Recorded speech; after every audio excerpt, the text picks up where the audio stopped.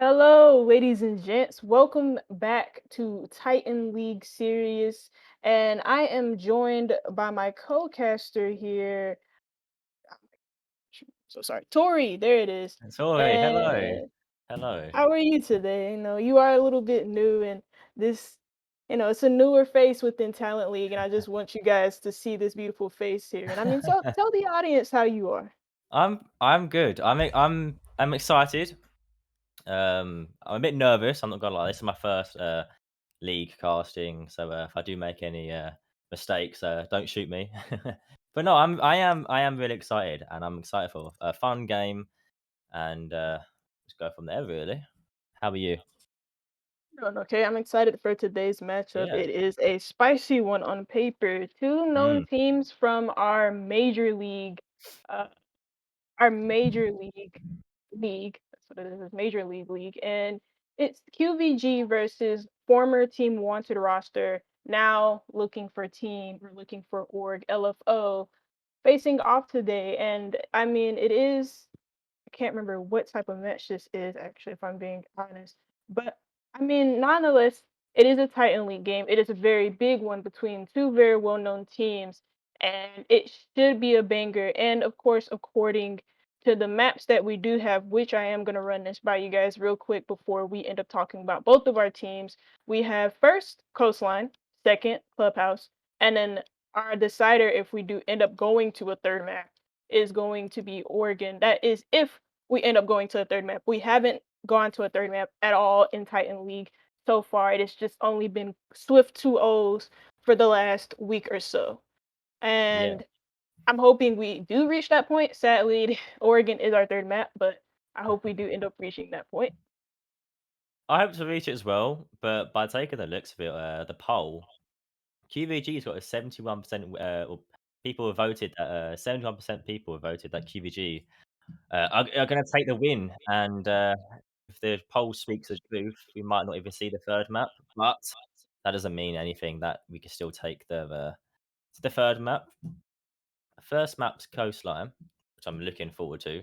Coastline is a map where I feel you don't need to be the most strategized on the map. I feel like it's more gunfights than strategy, to be honest with you. But I'm still very excited to see how they play. I've seen LFO play. I've seen some previous VODs of LFO, so I kind of know. I'm kind of know what to expect from them. qvG Esports I've not seen before, but LFO, they seem good on their defense. They seem pretty alright, pretty good. But then their attack, I do have to say, they seemed a bit not as coordinated. I can't say the same for qvG. Once again, I don't know how they play. Maybe you know how they play on attack versus defense, but yeah, that's all I can say for LFO really. For QVG, they are a little bit more balanced as a team. They came in first place during season 6 of our major league, but they fell short during the champ series that we did have. They fell to MSA, who were the eventual champions of the champion series, and then after that, I don't really have any knowledge of their recent performances. But from what I understand, they are one of the better teams within Talent League, and a lot of people are going to look at them today to have a big performance. As you pointed out from the community poll, 71% or something like that versus like 20 something percent Yeah, yeah. for people who voted for LFO. A lot of people do expect them to win. They expect big things from them because, I mean, within the T4 scene, they are well known amongst the community. So, of course, big things expected from a big org. And both teams are ready. I Oh, think we're okay. ready. Yeah, let's we get Yeah. into this now. Let's And go. the first map we get is Coastline. And I mean, you watched a little bit of Elevos. I did, Uh, yes. you watched a little bit of them. Who do you think will have a really big performance here today? It's hard to say because once again, I've not seen QVG play. I'm gonna go by the poll rating, and I'm honestly QVG by the sounds of it could take it, but once again, like I say, LFO they did seem more strategized, more coordinated on their defense. I did see a few rounds where they were a bit choppy um, on defense, but and they're defending now. So let's get into it. Um, I'm not too sure. I'm not too sure. I'm not gonna say anything. I want both teams to have fun. But let's get straight into it. Thatcher off the board. I don't think Thatcher is that needed. Is a ban personally. This map is a much hard breach to get open. You know, hard, some reinforcements don't need to be open. But saying that, we do have Penthouse that can actually be open. So Thatcher might be actually good to take off the board. Yeah, with the recent changes to Coastline as well, that big wall, Yeah. in place of the big window, usually I feel like a Thatcher would be useful for that, but otherwise on Coastline, I don't think Thatcher's that useful. Hmm. Nomad is off the board, so it does protect the attackers against runouts. Valkyrie being one of the main operators to aid in those runouts with intel from those black eye cameras. Mira being off the board on Coastline as well.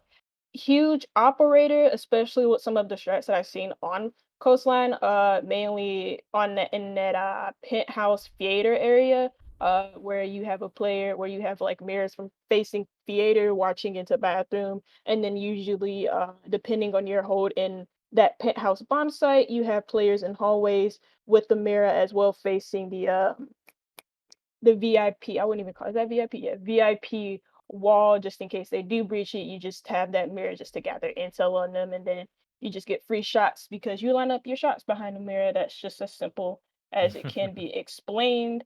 Kitchen service is going to be the first site that we do see. a Yeah, more on meta site. If it's not kitchen service that people usually start off with first to defend, it's then hookah billiards, Hooker, yeah. which I mean, both are pretty decent sites for the defenses. And I mean, with the recent rework that we do have of Coastline, there has been a lot of changes to this site as well. Yeah, there has, and I Bomb like to just located by notify right attackers. now that Buck's on play. Now I think Buck right here, Buck on this map, on this bomb site, just on this map, is is really perfect. I feel like he is such a strong attacker, and you know that default rotating kitchen, people play that. You can get a perfect angle when the Buck up there, but or playing Buck up there. So I wouldn't be surprised 10 to be seconds expecting remaining. that, but at the same time, I'm assuming the defenders would expect it, so they can play off it. They do 5 seem like seconds they want to left. take a sunrise kind of bit of defense here, pushing into blue bar as well. Attackers are heading out to defuse a Yeah, bomb. they also have this Habana as well. Usually, ooh, Dude, there goes a spawn oh, peek from Zayden to trade some damage. I don't even know how he saw kicks from that far out. He was like so deep into runes and he still got some shots on him. It didn't hurt him too much. But there goes some early aggression from LFO. Talking about their defenses, we did in the pre-show and how good they are on it. Just looking to get some early aggression on there. I mean, for defense on Coastline, you do want to be very aggressive on your defenses. You just don't want to give up map control too easily. Coastline is not that forgiving of a map for defenders when it comes to giving up map control. Zayden and Frozen getting a kill each, though. Again, being very, very aggressive on his defenses. And his qvG in such a tough spot to tell offensively. Zayden getting a double on this round, making this even worse for Attackers have qvG. dropped the bomb. And again, qvG just not having the best of starts there. tell you what, not even 2 minutes into the round yet, it's already a 5v2, possibly a Oh my gosh. 5v1 now. Zayden with a triple, then he does get taken down by the Ayana, so well done Attackers him recovered the releasing, bomb. just taking down his ego, should we say. But it's left Ayana in it's just a strange position right now. 4v1. No drones on him. Does take down 1v3 situation. Not too much he could do now. Pushing down cool vibes. Position is going to be taken away by the nade. Giving away his location. We do have the Melusi holding that as well. He's not in a good spot right Not, now, is he? though. No, he's Not not. really. He's just He's wasted one of his nades as well. But I mean, there's really nothing he can do against three other LFO players. All he has to do is pray on hitting his shots, and if he doesn't kill the Melusi first, I mean, obviously the Melusi would kill him if that were the case. Melusi's just gonna be playing ring around Rosie with them though, so he's just gonna be playing with his feud a little bit. But at the moment, there's really nothing that Sergugi can do in this position because at the moment, LFO know exactly where he is, and he's not really. He's Ariana is a very good operator, but with the utility that she does have with her ability, she can't really do a lot. And especially if you whiff your shots like that, ZVV on that pistol is going to be able to flick right onto his skull.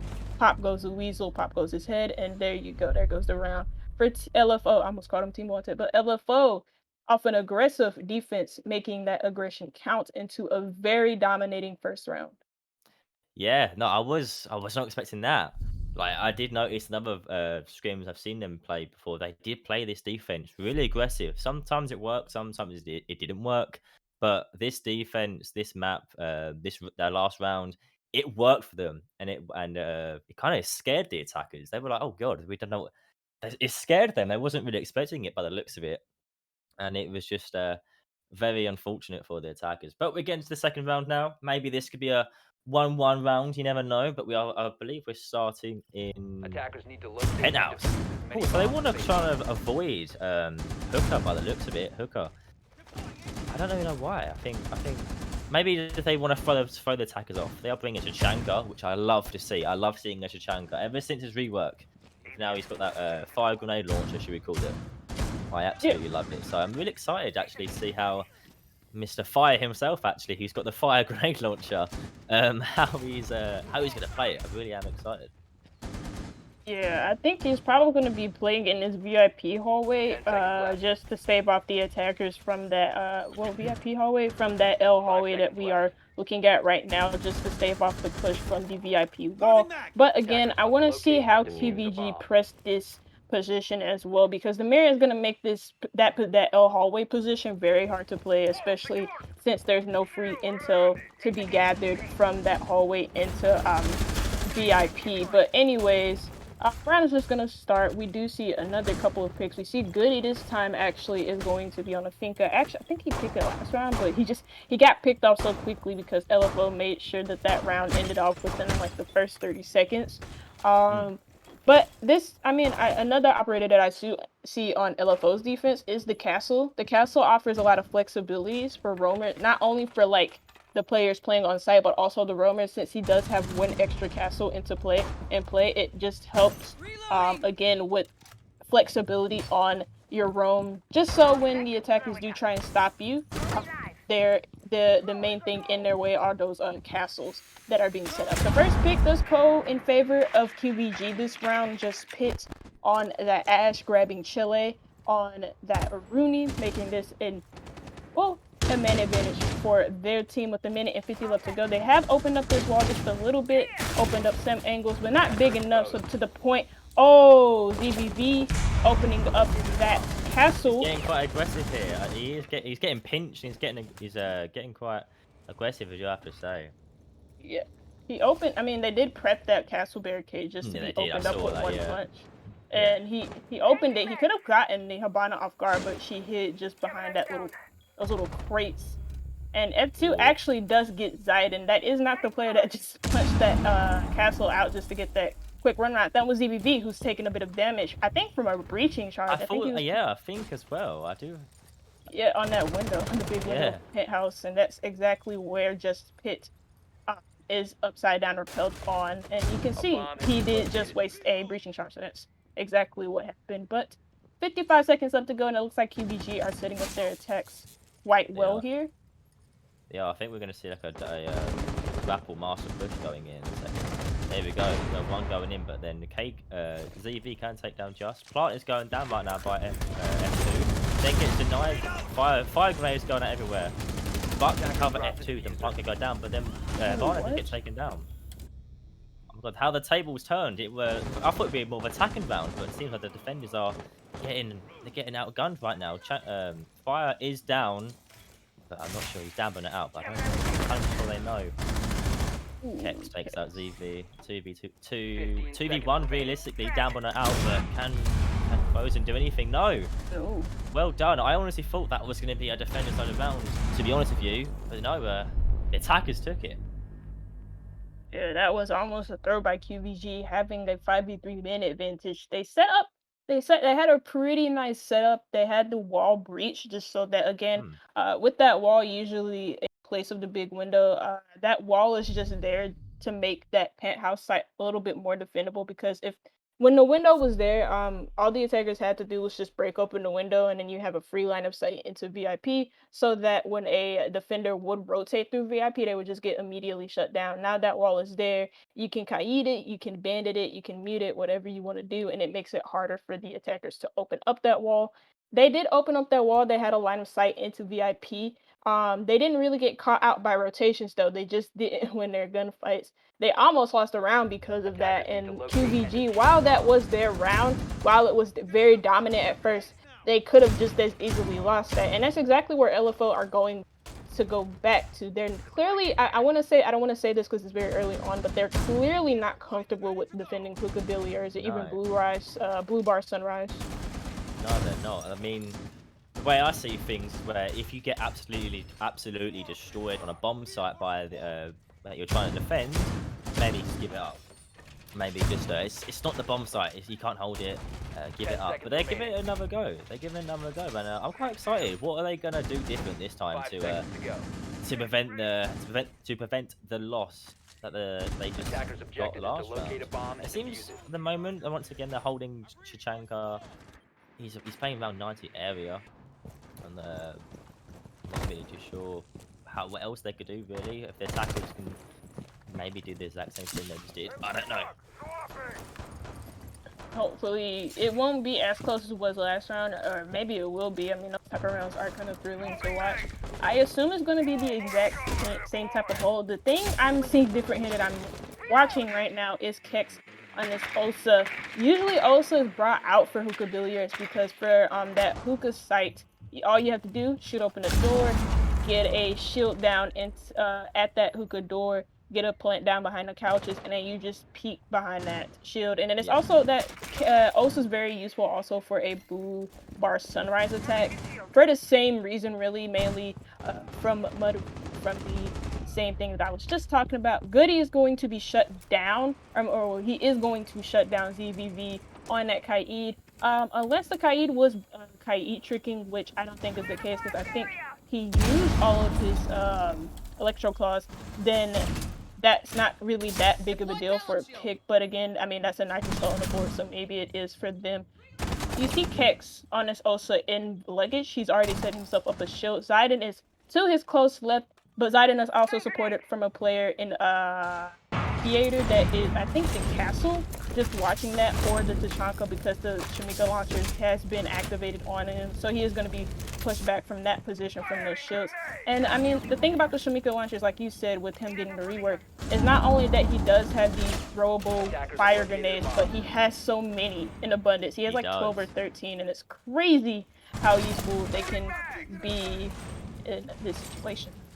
Yeah, like you don't, in situations like this, and especially quite a small map, clubhouse, coastline. It's not the biggest map ever. It's not bang, so you can really use your Chanka to your advantage.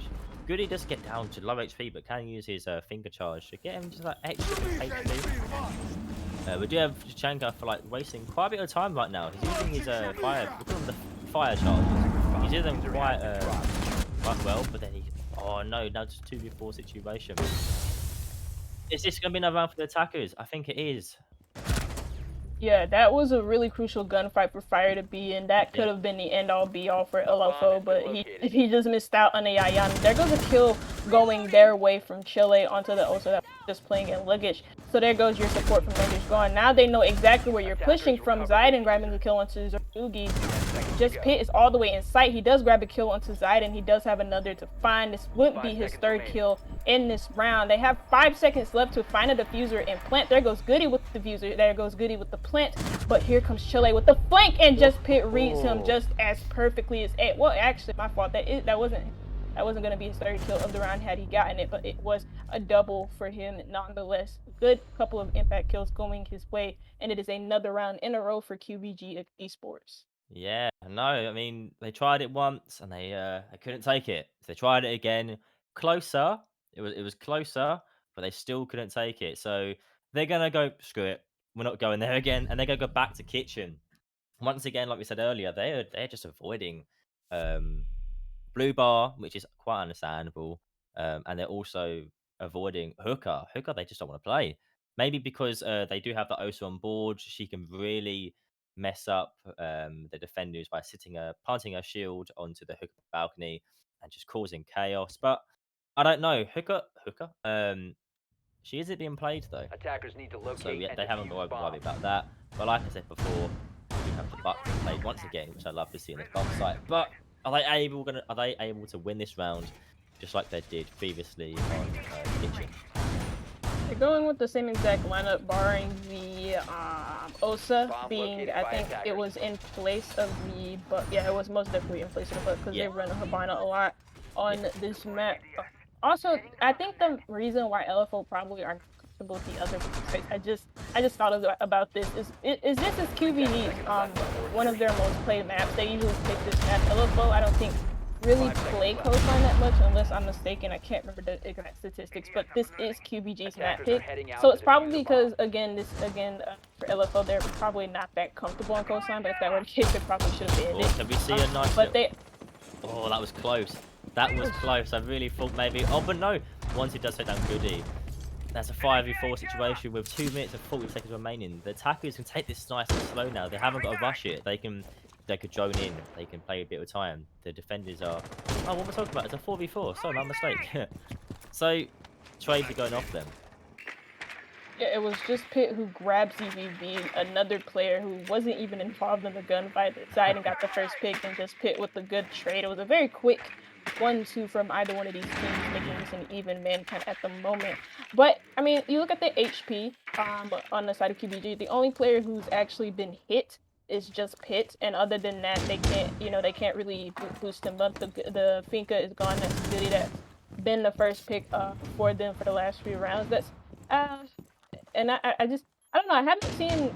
I know it's early days, but I haven't seen a lot of uses from the Finka. I haven't seen her been as effective for them, and that's not me saying, oh, try another operator maybe, because Finka has found her way into the meta, but I just haven't seen qvG use her to her full potential that we know that she can play at, especially with those grenades and those Gon 6. But as you guys can tell, as you guys can see on your map, there is a rotation coming in from Zidane, but just behind him, player playing in that hallway. So he's gonna rotate, and that's actually Kex, again, the player that I just highlighted, who was on that rotate watching Zidane from luggage, and he's actually down. Now Frozen is isolated upstairs all by himself. He's quite literally hiding behind a not knowing what to do. He might get a call from his teammates to actually do something, because if he makes a play, if he does something very influential in this round, it could carry LFO to a second round win for himself. Fire is going to be attacked on the actual site itself from just Pit, and the pressure is mounting against LFO at the moment. But you see Frozen,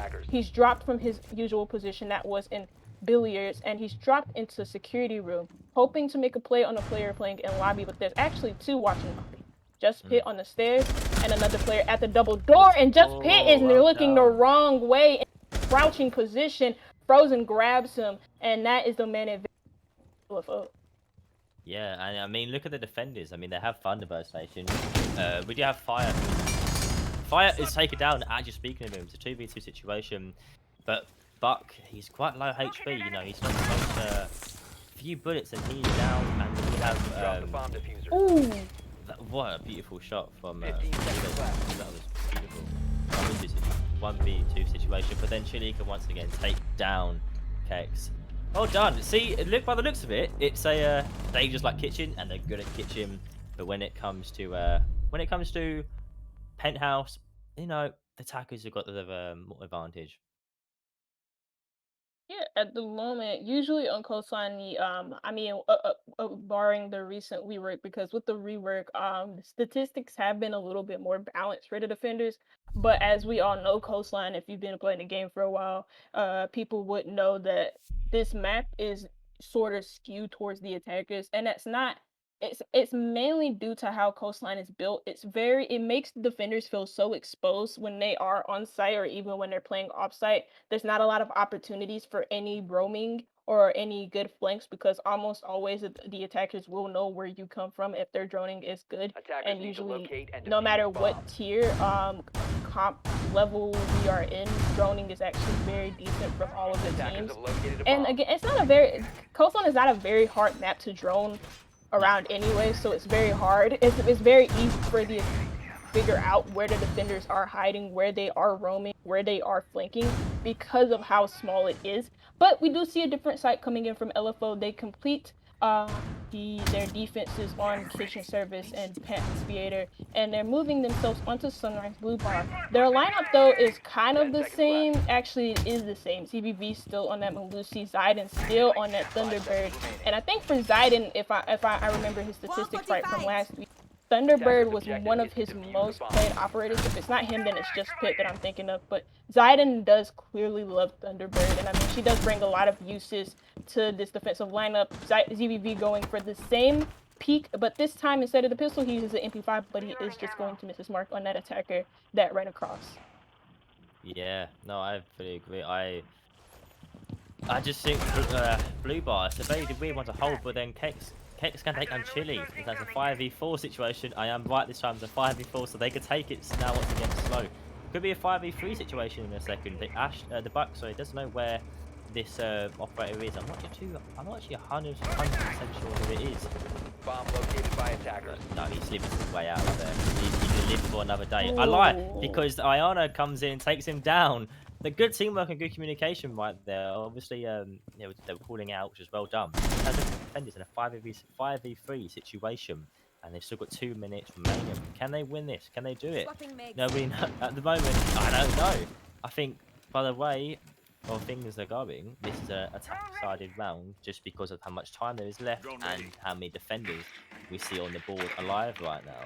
Now, you saying earlier about the whole roam game and how the map and everything of Coastline, this is a very small map. It's a square. It really is a Yeah. square. So for the roamers, you need to be really good at roaming, to be honest with you, to kind of get away with so many roaming situations. I think what's happening right now is the attackers are trying to get the final kind of locations of these last 3 defenders, and then they can finally go for their push. 1 minute 20 seconds remaining. I believe there's someone behind the bar. Or was that no? He's by the stairs. Yeah, I thought he's behind the chilling. bar. He's chilling right now, holding. Buck is above, making a bit of vertical play. Could cause a bit of damage. Cause a bit of damage himself. Malusi's challenging him. Malusi's scared of him, challenging him, trying to get him out of there. He's causing this heavy vertical play that can be played very, very well. Yeah, I mean, if you notice the position as well, Sir Googie, he makes these if the Buck is doing his job at making these site crap, just hit is actually going to be taken down. But as I was saying about the Buck, he makes these holes above, then he makes space for his team to actually enter into sight because it makes it harder for the defenders to anchor onto sight. And this post plant is being played so well from qvG. They pick up a kill of their own. Frozen is dead. Fire and ZBB in the 4v2 situation as they are desperately trying to find their way in onto this diffuser. Fire's just going to rush into his own smokes. There is a hole to the left of him, and he is going to get from it. Here goes a kill for ZBB. But barring the quick shade from Sir Googie, it was an impactless kill because he was stuck in a hopeless situation, making this round, well, in qvG's hands. They do pick up their 3rd round in a row, but if I'm being honest, I will actually, I don't really know if it would sound harsh coming from me, but on their attacking half for qvG, they are going to want to go and claim a 4-2 half. I wouldn't really, it's the best they can do. If they don't, and LFO end up making this a 3-3, I have every bit of confidence in LFO to carry some type of form onto their attack. Their defenses haven't looked too bad.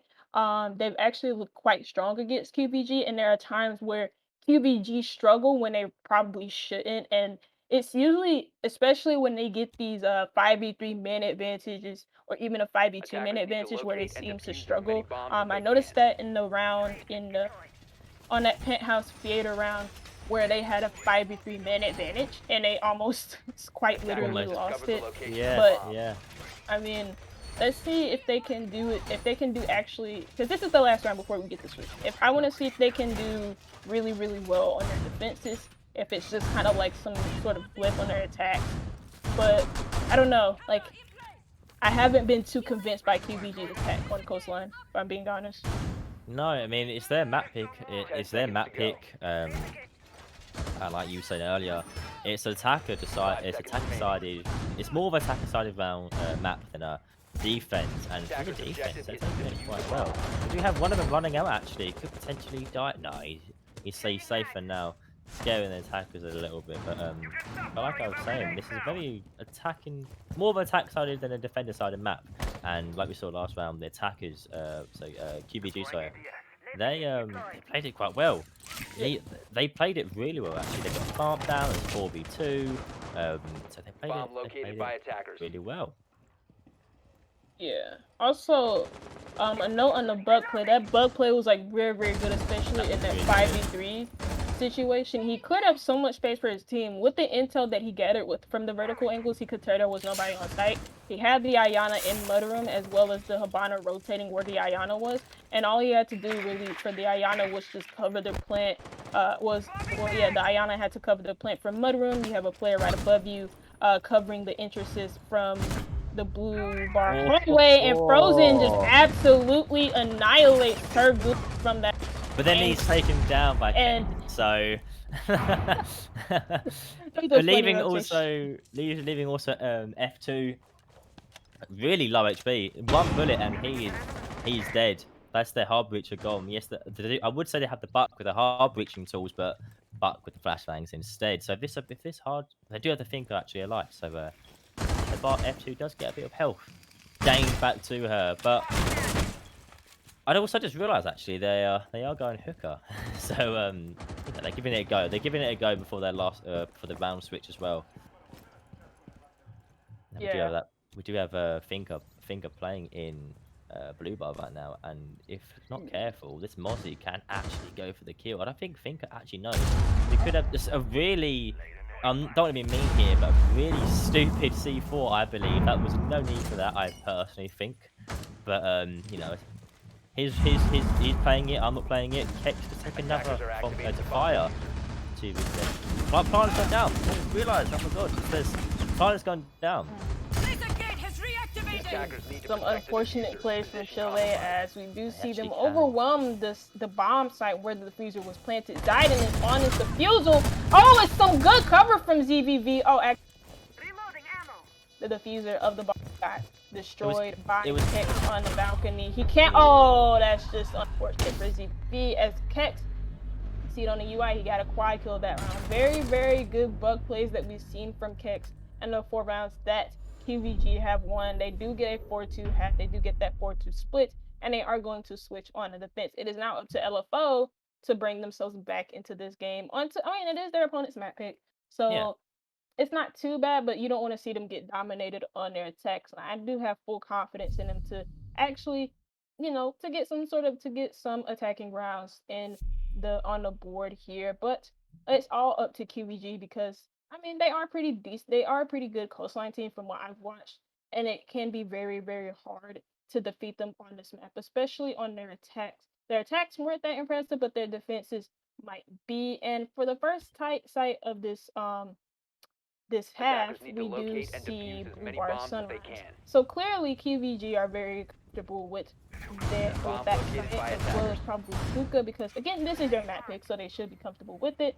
And the first operator that I noticed is, of course, the Oryx. And if you know anything about Oryx, I'm pretty sure everybody does. He has those dashes, but also he does have the ability to climb up patches, and that's why a lot of people use him, especially on a map maybe like Coastline. There's not a lot of patch play to be made on Coastline, but it is a map where you want to be very mobile on, because you can't again, I've said this before, but it's such a small map, you can't stay in one position forever because the attackers will isolate you, especially on site.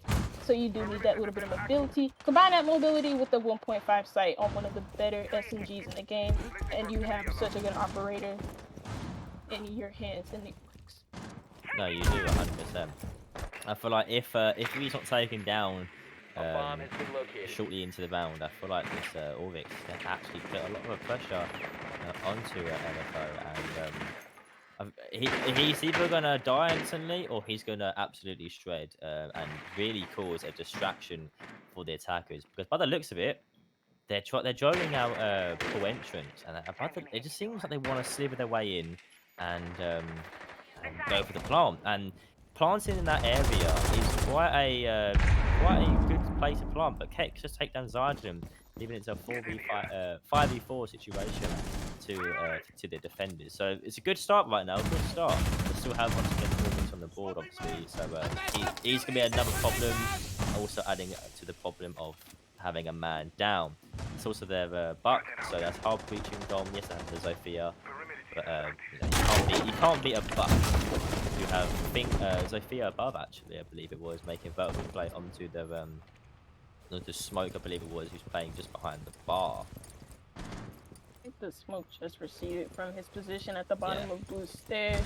At the moment, though, oh my god, Kex, I was just gonna say this is just a 5v4. LFO can find themselves back into this game, but not now. I mean, it is a 4v2 at the moment, not a 4v3 as you would be ruled by the UI. And I mean, if qvG get a 5th round on the board, they do have that 4-2 round advantage in their favor. But if they get a 5-2, this will be so hard for LFO to come back from. It's already hard enough for them to come back from a 4-2. To be stuck in a 5-2 deficit is already really, really annoying. It's up to Frozen in this 1v2 to make this an even Steve. Well, to make this closer for his team, a 4-3, just one round away from tying it up. But at the moment, he's stuck in some predicament. Sargugi, though, is on very low HP, So if he isolates this gunfight with him, then he has such a good chance against Kex with that LMG in hand, because LMGs, we are in the LMG meta. Those LMGs are very, very powerful. If you get into a gunfight with them 9 times out of 10, the LMG will win. So again, like I said, he needs to isolate this gunfight with qvG, win that, and then he can just spray and pray at where he thinks Kex is. But the one thing about qvG is that they work so well as a team, and if they hold the crosses, they will win, and they certainly do. He can't isolate the one with qvG because Kex is right there watching. And while qvG was very, very HP, so was the Sophia. She was actually on HP, whereas Kex was on full HP, so he had the advantage in that gunfight, especially with that high. Well, actually, the LMG would have still won that if the Sophia would have shot back. But again, Kex with the HP advantage does win that gunfight out, mainly because the Sophia didn't shoot back. I tell you what, though, qvG obviously won the round, but I tell you what, the defenders were doing quite well. No, sorry, let me Yeah, start again. The attackers, the defenders were doing quite well. I'm missing my words a little bit. But I tell you what, it did seem like a bit of Attackers a need bit to of a locate throw and was defuse going to happen. bombs. If I can be honest with you, it was like a 5v2, 5v3 situation, and then all of a sudden everyone just kind of dropped. But they were able to obviously win the round still. But I think just a little bit of a throw, maybe a bit of too much of aggression was being played, but they still won the round at the end of the day. yeah. I mean, right now it's a 5v2. It's a 5-2 deficit for LFO. They have to find 3 rounds just to tie up with qvG, and then after those 3 rounds, they need to find another to actually get in the lead. But at the moment, qvG just look a level above them on coastline. It's not LFO's fault, because again, this isn't their map pick. qvG are known decent coastline team, especially within major league. It's just LFO just haven't really been on the mark today, because qvG, like I said, is just a level above them on coastline. So right now for LFO, I feel like they should just look towards the next map, because qvG they have such a round deficit against them, and if those type of rounds keep up like we saw from the last round, we could see qvG grab this at least at 7-2, at worst at 7-3, because LFO just are not at the moment. Well, with their first attack, it just didn't look convincing whatsoever. It came down to a 2v1, wasn't good enough. And I mean, again, we do see kind of an extensive roam game here from qvG. We see just Pit on this Oryx role. Clearly, they're just trading out this Oryx. It was at first qvG on the Oryx, and now it's just Pit on this Oryx, just doing a deep roam around that, I want to say, blue bar sunrise area to security, and then he made his way into hookah billiard. It's just kind of watching this southwestern side of the map. His team are focusing more on more or less the site presence that the on-site presence that they do have.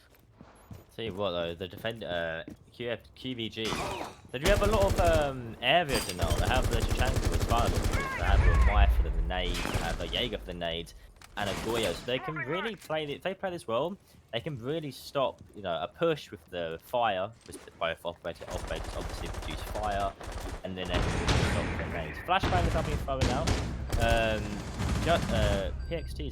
PXT is taking down 2 of them. Double kill, nice. Finally, back into a 4v3. Frozen is taken down Goody. So you see, now back into a 3v3 situation with Frozen taking down PXT. 50 seconds remaining. What can we see right now? F2 just holding site, holding ground. He does still have his fire launcher, so he can stop a push. Do you have Goyo kind of playing up site a little bit? But Sophia and Goyo could be getting to a gunfight any second now. But by the looks of it, she's backing off. She's going to with the rest of his teammates. Could we see a plant actually being gunned down in a second? They do have sight. Plant is going down by Chili. All they've got to do now is defend. Beautiful kill from Goyo down below. But if this Frozen takes out F2. Now Goya off-site has to now reclaim the site. All the attackers have to do now is LFO site to please hold the bomb the whole time. The positions do get found out. Heck, what to do right now? Let's get into a gunfight. Can not win the gunfight. Well done to the attackers. I'd say well done to that was really good. That was really good. I like that a lot. It seemed a bit scary, but once they kind of realized what they had to do, once LFO realized what they had to do, they did it and they succeeded really well. But beautiful plays from the Goya actually. He played that well, but if his teammates could just survive a little bit longer, that could have actually been a defender round.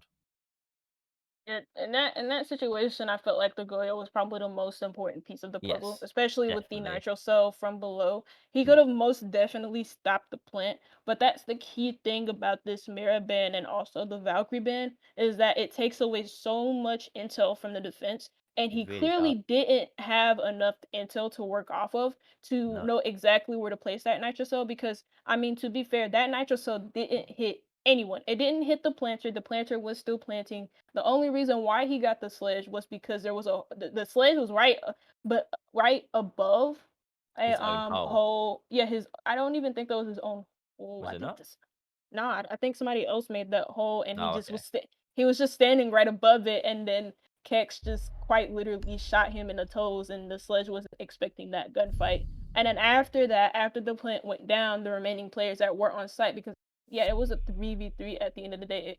The remaining players that were on site just got eliminated. They got smoked. They tried to retake the other site because remember there's two bomb sites. They're probably on the theater side of things or in the L hallway and they just couldn't retake their own site because they were eliminated as soon as they tried. And it was all up to Kix in that 1v2 situation. He couldn't clutch it out. And I felt Attackers need like to locate and defuse the again, bomb. it wasn't necessarily his fault that he couldn't hit the mark with that nitro cell. They don't have enough intel to work off of, and he doesn't. I mean, there's nothing he can really do in that situation. Where he's trying to he's trying to guess where these attackers are playing Mm. from above him, especially when he's trying to use siege sound. Siege sound is good at sometimes, and then there's times where it can quickly be Bomb you located by can't depend attackers. on it whatsoever because it can be quite funky. So 10 there you seconds go. left. He just couldn't really do anything in that situation. But I mean, the next time we do see 5 seconds the remaining. billiards and we do see the frost come out, and this is an interesting pick Attackers because are if the heading out to attackers defuse are a bomb. very very careless in the way that they move, especially with some of the sneaky positions that I have seen in comp play, they can get caught out by these frost nets and they can put themselves and their team in quite a icky predicament, and as you can tell, he's putting them in some pretty precarious positions. There's one in the middle of boost. There's not really that big of a deal. Usually, if a player does walk up there, 9 times out of 10, he is going to get caught by the Frostnet. And then he also puts one where usually if people are doing a planting situation, people will usually rush in behind those couches, not like exactly behind the couches, but they will run in right behind that couch where that frostnet is, and then if they do, they will get frost trapped, especially if they aren't droning this outright. But I'm pretty sure they know that the frostnet board, they get to see the operators in the pick phase. There will be some early gunfights, not any damage traded onto either one of these apart from Kex on the Jaeger, but other than that, not any real key gunfights to take note of. All we see from LFO on their attack is just them setting their attack up. You do see these players on these windows, especially Frozen with this LMG on Sophia on this big window, and just Pit taking damage elsewhere. But other than that, not a lot to really pay attention to. I mean, apart from the Habana making holes onto the top of the stairs, but that is something to pay attention to. And another thing to pay attention to, kills going in for LFO, 2 kills, 1 for Fire, another for Chile, as the plant, oh no, sorry, the plant doesn't go down, I thought I heard it, but just Pit is able to grab a kill onto Frozen, 4v3, but still any advantage for LFO. Look at the defenders though; they're all a bit, you know. Only one of them, F2's got the most amount of health. The others are getting sorted a bit. Jaeger does get the kill. He gets the kill into Buck, I believe, then gets taken down instantly by the Ana. 2v3 situation.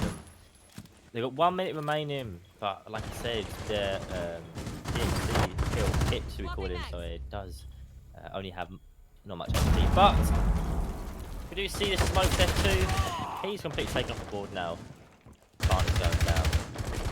are stop this, activating but he the bomb can't diffuser. because fire does take him down. Like we've been saying before, and like we will say again, this is an attacker-sided map more than a defender-sided. And I tell you what, LFO are really are proving it right now. To be honest, they really are causing damage towards qvG, and it's entertaining to watch, to be honest, because it's like, oh god, it's their map, qvG's map, but it isn't probably going the complete way that they wanted. We could potentially even see an overtime, for all we know, or it's just qvG could take the next 2 rounds. Yeah, We are at the going to. moment, I So was you gonna go. say at the moment, like LFO are just every time QVG want to do something, LFO are just Attackers need to shutting it locate and down defuse bomb. Yeah, off rip. Like they're not taking any type of nonsense from them. Like if they Attackers want to have try for located a bomb. rotation player there, if they wanna try and retake site, there's an LFO player on some type of window, upside down repel, just stopping them. And QVG can't Bomb really located do by anything. attackers. F2 not having the best of games, I do have to point that out because it is, I mean, that's what casters do. And he is 1-8, and that's not, I don't really think that's his fault necessarily. Again, LFO are just, they're not having it. And usually 9 times out of 10, F2, well, 10 seconds I to actually insertion. don't think this is true. I was gonna say F2 is stuck in these like 1v8 5 situation seconds left. because his team are kind of dying early off of site, but then again, I Attackers are really don't heading think out that to is defuse true. a bomb. I just think again LFO are just shutting down QVG every time they try to stop something, and F2 can't really find himself in a gunfight. Usually you Defender has don't been want your discovered. smoke in those gunfights, so that's why. But again, it's not really some of these I want to say these extended holds. It worked in the very first defensive round PG had, but after that, LFO have just been able to shut it down, and they've really turned their attacks around compared to what we saw in the first attacking round from them. At first, I was ready to write them off because again, the attack wasn't good enough. It came down to a 1v2, which was close, but at the end of the day, it wasn't enough to get the win. But there yeah. are going to be some damage traded from both of these teams. One of the CVV and then a Goody who is on this Frost yet again. And the Frost didn't really do much to slow down LFO in this round. I don't really know if it's going to Oh, can we thing see a here, nade? but Nade? ooh, a nade No, we from below. can't. These We nades from can't. below have been so very, especially with the ZPs that come into play. But and well, in this meta as well, nades are just so good from below. But he's not gonna find his mark. It's not anywhere near where Sir Googie was. I think he naded right where those couches was, and Sir Googie was right behind the Mm, aquarium bar, where yeah, I that's the believe so. opposite of where he F2 naded, and can't F2's get down on a smoke. down but not out. He's stuck right now. Once again, his performance, his game isn't going the best. He can Attackers have actually get dropped the bomb revived by diffuser. a teammate. Hex just Ooh. take down Attackers ZP, so recovered the leaving bomb it into a diffuser. 5v4 situation, but once again with F2 on the low HP. Frozen and I think that's the Vigil, I believe. I think that is the Vigil. They kind of, oh, it was the Oryx, sorry. They're kind of lining up them, but no shots were taken right there. 1 minute, almost basically 1 minute remaining, and LFO are kind of a bit stuck right now. They still have the Vigil roaming. This Vigil can really mess up LFO, sorry, if he's not taken care of. Kex just getting to gunfight, some Sunrise, fire in Sunrise. But then Zayden can take down Kex all the way from the roof. He's now going to push into Penthouse. We'd have a bit of a run up from the cross, but she goes back in. Hit just take down Zayden. And then I tell you what, it's trades after trades. One person gets killed 2 seconds later. No way are they inside like this. But fire. Attackers bomb Definitely diffuser F2. has been Oh my dropped. goodness. Oh my goodness. 1v1 situation. That was really well done from 15 Zergy. seconds to But go. can he win the round? He has the bomb. He can keep this and he can keep it nice and Attackers safe. recovered the But diffuser. 10 seconds to go. Frozen now has to plant the bomb. Oh, 5 I think seconds he could do remaining. it. And I think Oryx fully knows where his Attackers plant is activated going the down. diffuser. Can't just go down. All he has to do now is win his gunfights, be calm. Because Frozen does take down Sergi. Well done. That was, I tell you what, that scared me for a second. All of a sudden, plant was going down, and then he was like, "No, you're not having the plant." Kills them both, but then he does get taken down eventually. Wow, what a round that was! That's 5-5. What we qvG You need to pull your game up a little bit, especially for your map. Honestly, yeah, it's just a bit scary to watch if you're a qvG fan out there. But it must be a bit scared right now. 5-5 as well. Once again, this could either go into overtime or qvG or LFO could bring up the next 2 rounds. It was a 5-2 at first, and Yeah, it LFO have was. finally found their way back into the It game. What a really was. comeback. What a comeback from them to find 3 rounds in a row. I thought it would have been Attackers I need to thought it would have been locate very, and very defuse hard the because bomb. qvG were pretty decent in the very first round that we saw them defense. But again, that was the past. This is the present. And right now we have to face the music that qvG just don't look Attackers good discovered the on their location of a defenses bomb. at the moment. That might sound harsh to say, but truth, and it's not far from it. There you go. But I mean, they're gonna go to Blue Rise, the Blue Bar Sunrise. I don't call it Attackers Blue have Rise, but located a Blue Bar bomb. Sunrise. And again, we see the same exact lineup. The only thing that we don't see that's a little bit different is the Wamai in 10 place of seconds the left before Jaeger. insertion. And also, well, actually, we've seen the same 5 seconds left before change is insertion. again that Jaeger for the Wamai. And I highlighted Attackers are heading out to defuse but I the do bomb. want to give my praises to Kex. Kex is 15-6. He's doing his best to make sure that his team is going across the finish line, as well as Sir Goofy. Only 5 kills behind him, 10-7. Just Pit though is going to grab the first pick this round, and Goody is actually going elsewhere by Frozen. That kill onto Z, who's now actually going 10-9. So we do see 3 double digits on the side of qvG Esports. But at the moment, the momentum is in favor of LFO. They could win this round, they couldn't. It's just up to how Q and just Pitt. It's up to just how he plays in this as well, as he grabs a kill onto Zidane. And that's your butt gone. I'm about the butt plays. Impressed by it because every single I've seen a round go in favor of, well, every time I've seen the buck be brought out, he hasn't been effective at all with his utility. And he just hasn't been getting enough frags for them at the moment, especially on a role as aggressive as Bucks. He is known as your fragger. He is known as sometimes flex entry role, whatever you want to call him. F2 getting his second kill of the game onto Frozen, and this is a 4v2 man advantage for qvG. They could claim match point here and then have one more round to go before they claim their own map pick. Fire's just crawling like a snake, and he gets taken out. Who's sitting on this Sunrise counter, and it's up to Chile in this 1v4 situation. I don't think he can find himself can't even buy him. Find it, and there goes just Pit again, going absolutely nuclear on this just about, and just, yes, Kex and Sir Googie, and that was a just Pit round. I think that was a quad kill at the end for him as he carries them to a match point. An aggressive round from him too. He was just all over the like north side of the map, and then he rotated all the way to the south map. Yeah, so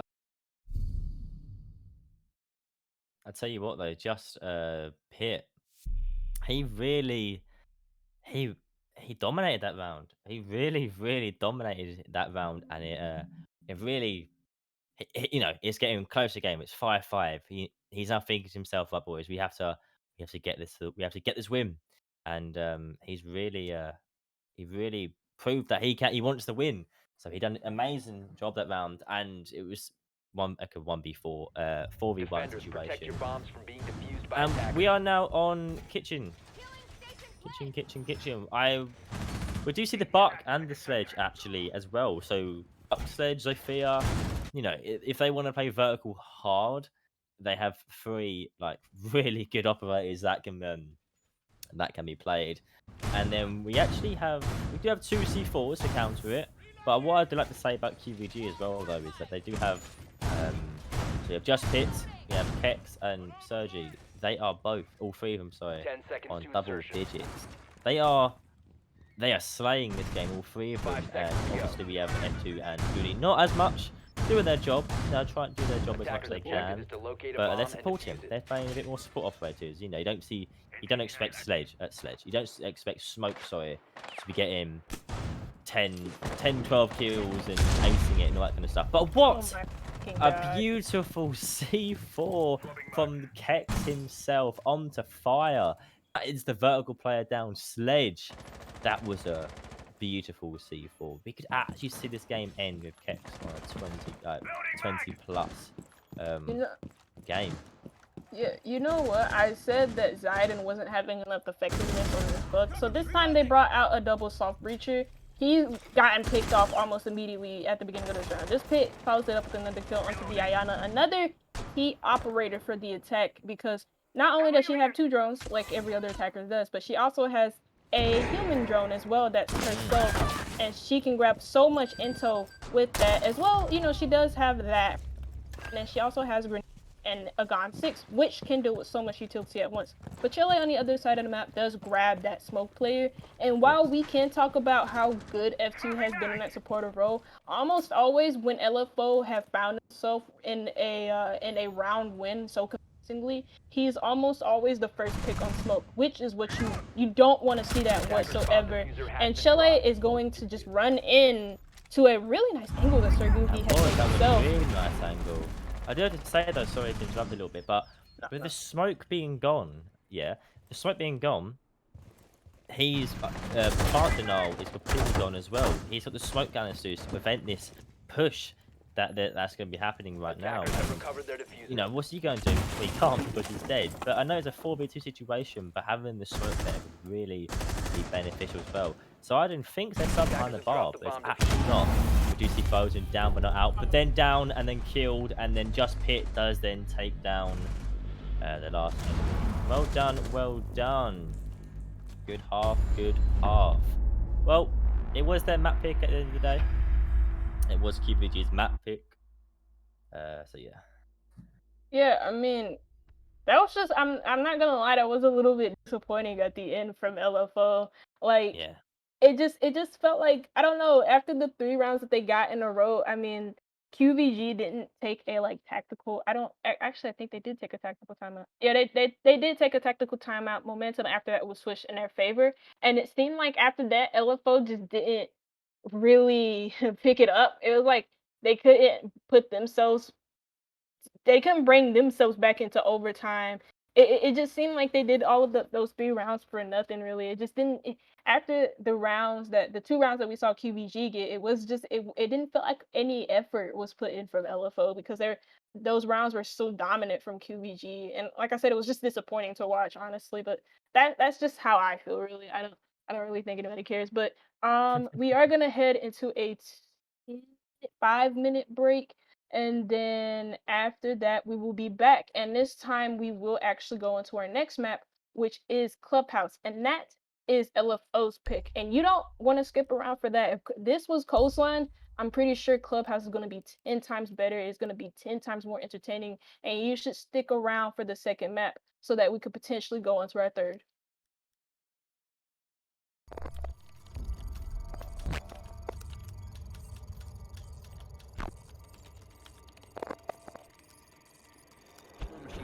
Leaving them in a 4 versus 2. So qvG has the diffuser. They have 40 seconds left to go. Goody is going to pick up the Quetta, and a second one, leaving themselves in a 2 versus 2. It's going out very, very even with both teams. 10 seconds left. Well, I mean, corner, if they're wall banging him, he's gonna get some damage, but he does have 2 players. One behind him, they're gonna go him. And he might get an ace! Oh, no way! He runs away. Like Lasmo sees the man repel, Cynics goes down, the C4 gets caught off, but the plant in the wrong position. Lasmo fine, will be 2 cannon, big window, trying to get some more intel. He knows where the man is. He doesn't have a C4 on hand, but the Frostmat in the 1v3 clutch situation. The last man on repel. All he has to do is hold it. He's not going for the diffuser. He can't go for the diffuser. A 1v3 clutch is so winnable. Lasmo with the swing and the 1v3 for Lasmo. That will be going in the books. That will be one of the biggest 1v3 we've seen. Now they've got so much to do with one less player. Zarok not quite able to find the kill. There it is, Cynex. Zarok not really having the impact in the fragging department, but steps up when it matters, and this is certainly one of those times. The Selmas will come through, and actually Zarok gets the second. Focus and the lack of awareness. There goes Zarok grabbing another. He's on a triple. He might potentially grab the quad if another player doesn't step There it is. And there goes the quad. Again, it's not up to Squad for that crosshairs away from it into the same group. And there goes Hunter. Roster grabs the first pick. They're following that up, and that's Hunter with the second on the bench. Gets shot from too many angles. Hunter is well in the study. Contributing to this, takes his third, and now it's just Lazarus, and Hunter will find the fourth. A flawless round advantage. Looking down the red stairs, he is aware of this push, it seems like, and that sound cue will be all he needs. A free fire round, and there goes Matovs hitting the ground. He have to is also critical as well. He's critical, and P13 has to surgery, but P13 also has to deal with this push on the red stairs, and that's the fuser that's so irresponsible from Squad. Send that stick to grab the kill, but he's not going to grab the second. No way! And P13, he's on for an ace. He just grabbed two on board. There it is! That's the ace for P13.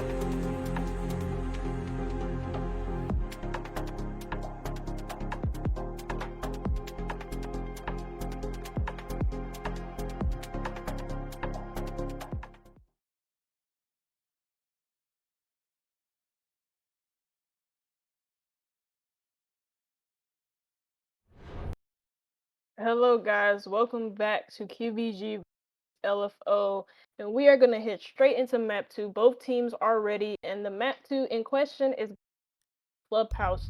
And, we got what we got from Coastline. I want to say, a bit disappointing at the end there from LFO, but I mean, I, at, I do want to say this. I kind of felt like qvG almost threw Coastline as well.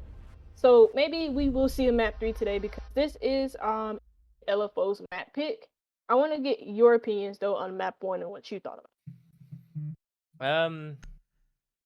So once again, yeah. So it was qvG's map pick, and I do have to agree with you. It did seem like there was quite a few rounds where they just almost threw basically, because they LFO caught up quite a bit.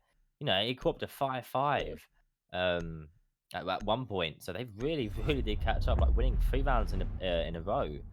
But obviously qvG did get the win at the end of it, which is, I don't want to say which is understandable, because once again that could have gone 2 ways. But for the map pick, I want to say it's understandable because it's their map. They're more comfortable with it. But we're going to Clubhouse now, and like you said a second ago, Ooh. I definitely do feel like this could be a 3 maps basically today. So for the ban phase, we have a Maverick. That's quite understandable. But a Capital, I've not really seen that, to be honest, much with a Clubhouse really. Valkyrie once again off the board, meaning no intel with the black eye cams, and then Cade being banned. Quite a surprise, actually. I'm quite surprised Habana hasn't been banned. Every game I've played or watched or in seasons, Habana is just taken out of this map, but she's been left open also with the Thatcher.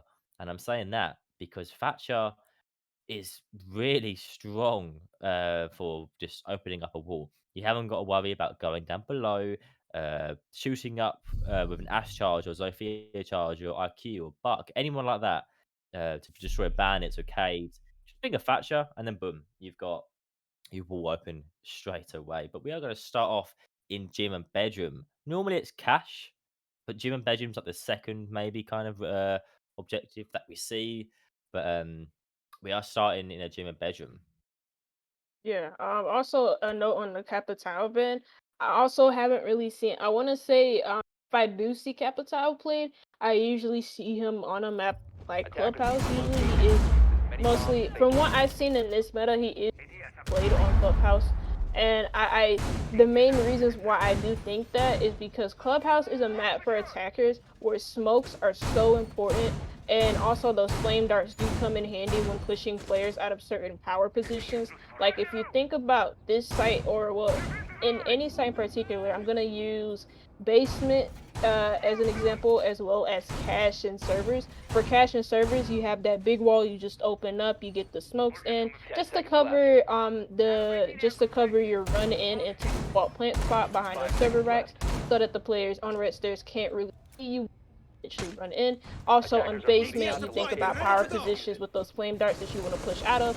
I'd say those in that in blue behind those generators is usually what I'm thinking about of a power position. You do want to push players out of that position. If not with the fire darts, then with those nades. The fire darts do help indeed because they have a spread on them. Nades don't. They just have a radius. You can't, they just have an explosive radius. Whereas those darts, once they are set down, they have a spread with those fires. But the round is going to start, and the first thing that I noticed is obviously the Thatcher. The Thatcher is played, and the one thing about Thatcher bins that I never quite understood, especially in this meta, is that when he is left open, a lot of teams don't break him, and it's because we're so used to not playing Thatcher in our lineups. For many reasons, because he's just been banned in almost every single for like the past year or two or so. And I mean, drones do come out in construction. It's going to put qvG out of that position, and in that position in construction, field shields, as well as a regular shield from M2, who is on the smoke. He was playing the smoke on coastline, he's playing the smoke here, and he's behind his own shield in that construction position. But as far as I can tell, there is no action going down. We haven't seen a player fall quite yet, but I want to be very careful with that because I do jinx it a lot when I say stuff. Yeah, and I'm noticing right now it's a very hard CC push. I'm not actually too sure if main breach itself is actually open right now, but we do see Chili getting hurt a lot by one of the players in construction, and Kex opening up the game with a kill from nothing better than a C4 onto their Iana or ZVV. Beautiful C4. We didn't see it, but I'm assuming it was a beautiful. Maybe it's thrown out of a window, but better than doubt it was a C4 kill. That's gonna make it a 5v4. Well, like I said, this seems like a con tape, and I don't know if main breach really being open, to be honest, because I saw Habana the other go in cash, and she's the only hard breacher on site realistically. Yeah, at the moment, it looks like LFO have sort of slowed down. They're not really making any big movements quite yet. After the kill into ZBB, it slowed them down quite a bit. qvG does grab another kill for himself. There goes another kill for Pit, making this a 5v2 man advantage for Q. At the moment, LFO just look, what's that saying, rattled? They just don't look like they don't know what to do at the moment. They have the diffuser unfrozen, but at the moment, he's shooting at think of. He finds one kill for himself. There goes another for fire. Was a 5v3 turns into a 5v2. Are we gonna see a clutch? 10 seconds to go. A 5v2 clutch? Are we actually gonna see that right now? The Attackers had this. They had this in the book. But I don't think it is, and that's a 1v2 situation. Can they get the plant down? No way. Plant just go. No. Operators, you have Oh run out of my time. goodness. Oh my goodness. Whew, I got really intense really quickly. Jeez, well, that was close. we said that about coastline with qvG. Just they get the man advantage, and it looks like the round is gonna go away. Yeah. And then they just it wasn't. I want to say LFO. Well, in a sense, yes, they did isolate their 1vx's, and they were winning almost every single one of them. And one thing that I noticed, one thing that I know at least about a Sophia when her defense, when she's on the attack and I'm on the defense, I don't go near that LMG in that type of situation. No, you don't. Because even if it's a 1vx or like even if you are like trying to push her as a team, she can spray bullets and that gun has no recoil, and she can take out so many people Attackers with need to just locate and defuse as many just bombs so as they many can. bullets in that gun without having to reload. It's crazy. But the next site we do go on to is basement, and that round was a little bit too close for comfort. And I'm pretty sure qvG don't want to let that happen again. I'm expecting to see a third hold, but for some reason in T4 I haven't seen a lot of third hold. If it's not T4, then I didn't really see a lot of it in invitationals as well. A lot of teams just kind of like left dirt exposed and then defended the site from like blue and also church. But other than that, the thing about dirt though 10 seconds is to insertion. with Cade off the board, you can't really sneak your 5 seconds left. bandits anywhere. Obviously, if you really want to try and secure the walls in Attackers' dirt, objective is to locate a bomb being a and bandit, defuse being it. a mute. But the thing is, that drone hole by dirt tunnel leads you a perfect little angle onto the bandits, onto the mutes to destroy it, meaning that the walls are going to get open really quick. So no matter what, the breach is going to get open. Let's be 100% honest. We do see see Sergey almost get a kill on Frozen right there, but no kills were taken just yet. I really like qvG. I just think if you're winning the round, just don't play aggressive. They played really aggressive and almost threw the last round. They almost threw it, but they just because of time. Realistically, they won the round. We are going to see all 5 players spawning, not spawning, pushing the CCT, that area of the map. So by the looks of it, no dirt tunnel or tunnel, whatever you want to call it, is being pushed right now. You have Kex just sitting here in generator, holding a nice little blue push, but that's the main thing right now. Just prevent this push from blue, from pipes, ladder. Sorry, he's going to get thrown out.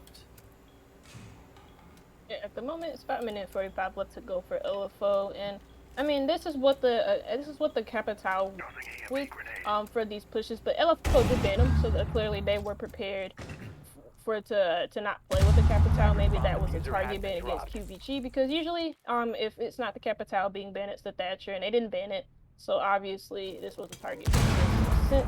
But you see these nades ring through, so they are going to clear some util. That was the Banshee, that was deleted, that wasn't an ADS.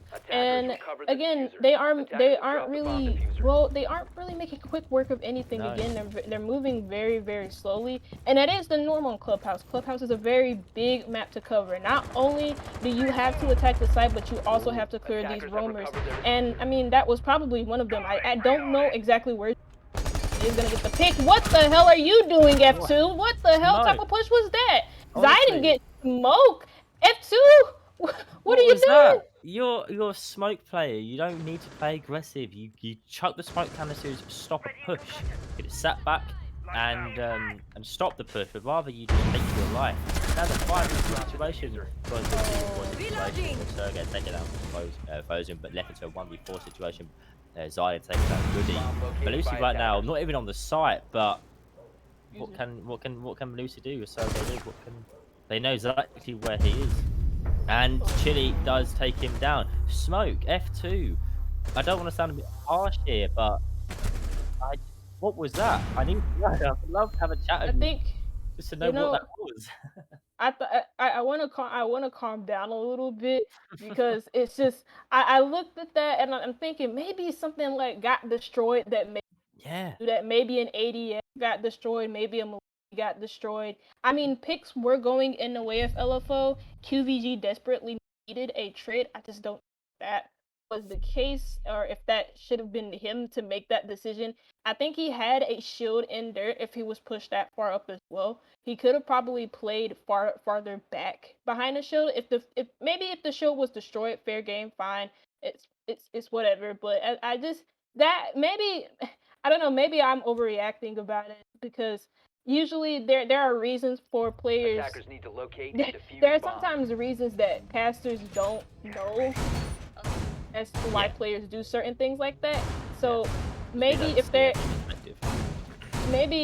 is a reason, I should probably ask F2 that myself. But at the moment, I don't see a reason as to why he did that. If that were the case, if his utility was destroyed, he should have just went right back into site, played the smoked off dirt doorway, because that's really what you're supposed to do, is smoke. You're just supposed to waste time. He should, like I said, just push right back into site, smoke dirt, smoke the dirt doorway that goes directly into side. Yeah, just to waste their time if you're so worried about that position. Yeah.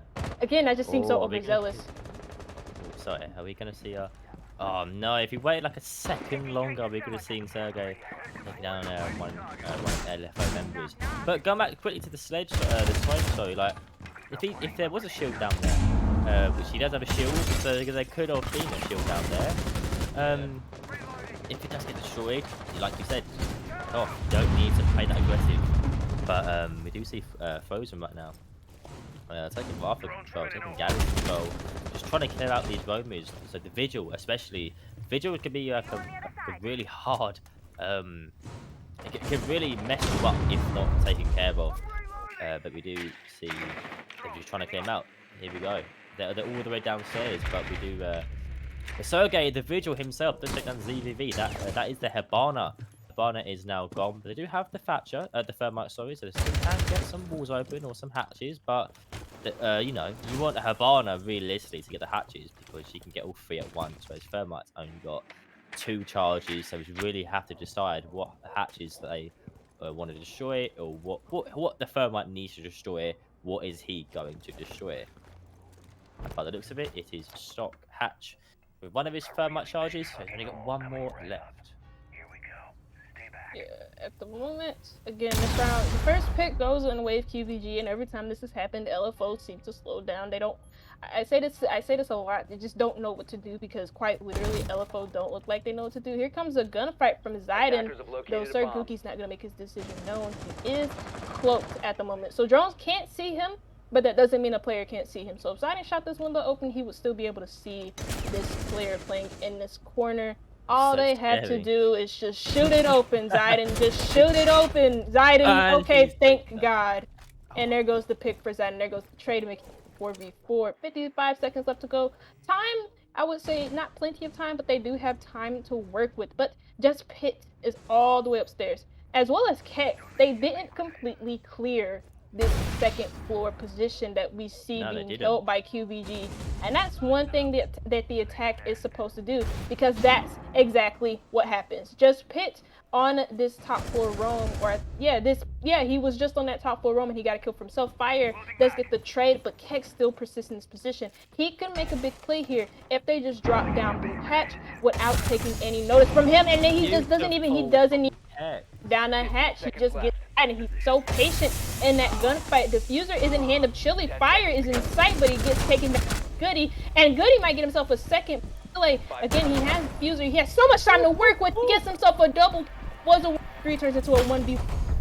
Quest. Oh, but he doesn't have enough time to third, and that is the round for qvG Esports. Again, in these 1v3 situations, just isolating their ones, and they can't win the gunfights against the lone LFO player, but it still works in their favor because time is in favor of the defense, not in favor of the attack, and LFO lose that round just this so. Tell you what, though, I'm seeing right now is qvG on defense. I'm seeing the Romers, they're kind of doing their job, you know. They're either wasting time or they're actually getting some frags, or you know, stuff like that. We saw the Vigil get a kill, and then we saw the Mozzie get a kill. Now that's perfect. But what's happening is these two players, these two Romers, they're dying, and the anchors on site, they're not backing it up. They're not backing up that these kills that these Romans are getting, because anchor players, all they have to do is sit on site and just hold it. They don't need to worry about getting kills. The KD could be the lowest. It doesn't matter as long as they do their job by playing the smoke, by playing someone that can just defend a push hard, and just sitting on site. That's all they got to do. But by the looks of it, we just saw was if they had 10 seconds more, that could have actually been an LFO bound. I'm going to be 100% honest, but you go. I'm so sorry. I didn't mean to. I was gonna say, like, I said that they kind of isolated their ones. Chile was already inside. There was one player in the church site as he was supposed to be, and then another player watching the other site. It was just mainly that round was heavily dependent on just Pit making a good enough rotation to catch that player off guard, and he didn't need to because time ran out. So I mean, that's not necessarily their fault that that type of thing happened. They were playing, like, you know, what we criticized them for. They weren't playing really aggressively. They were playing on site. They did their jobs, but again, that type of stuff happens when Chile is probably one of the best players that and they just went his way. So there you go. But I mean, it's not their fault. That is their fault, though. I don't know what happened there, but this Pit gets a pick onto Fire, and it's the sledge going. I mean, that's not the most important operator to lose on this site, but it is still an important operator to lose nonetheless, because, well, guess what? He has those nades, and nades are so in meta at the moment. They're so powerful right now. AIDS and LMGs, that's all I'm seeing these days. Yeah. That's all it is. We have Iona, back the drone, into Lodge. does notice actually there's someone here playing in Logi, but obviously I think it's a by gym pleasure. That doesn't surprise any of us. I'm not too sure. I can't remember the main push that's happening right now. Is it the main breach or is it more CC side? So the main breach is open, so that's good compared to last time. Main breach wasn't open, I don't believe. So they're trying to make angles from jacuzzi. I call it jacuzzi. Some people call it hot tub. From the breach, main breach. So we do see people out there. Now trying to open their way up into the bathroom as well. They're really getting really close. Oh, I tell you what, how close. But luckily, ZVP does have his that god and able to actually take down an SMG-11. An SMG-11s, you know, they're quite punishable close range compared to like a gun like a Barner. Good gun, but SMG-11 is a bit more stronger close range. But then F2 just take down ZVV. Leaving it 4v3, 60 lane, 55 seconds remaining. Reach is open, one person. Oh, that was close. Second actually get a kill from Zyden, but he can't see it. Chili gets a kill on two. Chili gets a double kill. F2 and Zergy. Kex runs out from Com. Location is giving away because obviously the run out ping. Plant is going down by Zyden. No, he can't. Yes, Plant has been down. Jumped in and dies, and wow, the plant was about to happen. Honestly, it was about to happen, but then luckily it was taken down. I'm not too sure how that was known that that person was planting there, because obviously no Valkyrie. Maybe it was a bulletproof I actually may have missed. I'm not 100% sure, or maybe it was just sound. I don't know, but Yeah, I think qvG, it was. qvG, well done. Yeah. I was gonna say that was probably either an educated guess, Yeah. sound, or both. Um, maybe I think the main thing about that round was just that plant not going down the way LFO wanted to. Yeah. Once that plant didn't, once the planter got killed, LFO had to rush into sight to get the diffuser. Yeah. That's what happened to Chile. That's what happened to the other player that was the last one alive. I think that was Frozen. And then after that, it just went downhill from there. I felt like maybe you know those weights right into gym. He could have probably Zayden could have no, yeah, Zayden could have planted right next to those weights because he's protected by it. If he plants by those weights, he doesn't get wall banged. The main thing, the only thing he has to worry about is somebody flanking him from hallway. And Chile was on that gym window, so he didn't have to worry about that. I think that's the only reason why he planted in that corner was because he was nervous about somebody flanking him and then him being exposed behind with those if he's planting by those weights. But honestly, if he's planting by those weights, if somebody does flank him from the hallway, Chile does have his refrag, and LFO could have walked away with the round there, even with that refrag happening. But it didn't. He kind of was in a exposed position behind that soft wall, which is where you don't really want to plant 9 times out of 10. And that's unfortunate for LFO, but I mean, that could have been unfortunate for him, because Hex could have gotten himself a really important pick, and that's onto your Thermite as well. They do bring a double hard breacher, but the main reason they do bring a double hard breacher, and if Zayden would have died, I mean, you got your Habana, but the main reason why that Thermite is there is just to get that big wall into server. This is a very important pick, though, for them, not because of the operator, but because when LFO do get the first pick, they move quicker from what I've noticed compared to when the first pick does happen against them, and they work off of it in that round, and they can win a round based off of that, and it is going to be Goody. And that's a Nitro Cell gone, so he can't play below with that Nitro Cell no more, but they do got a Nitro Cell in the hand of Kex. A player is still in garage here. That is Sir Googie on this Raptors control with the Jaeger ADSs in his favor, as well as those Kona stations. And at the moment, it is 1 minute and 50 left to go. They do have this big wall open. They do have a player set up on the rappel. They got 1 minute and 40 left to go, still with this man advantage in favor of them. LFO are just taking their time to set up what they want to do onto the site. I'm going to be 100% honest with you right now. I mean, Fire is taking down ZVV, taking down ZVV. Nitro Cell from the Thunderbird is fine, but no damage, no kills have been associated from that. I kind of feel like, to be honest with you, this is a bit of a ranked kind of push. To be honest with you, it's just like a one-sided map.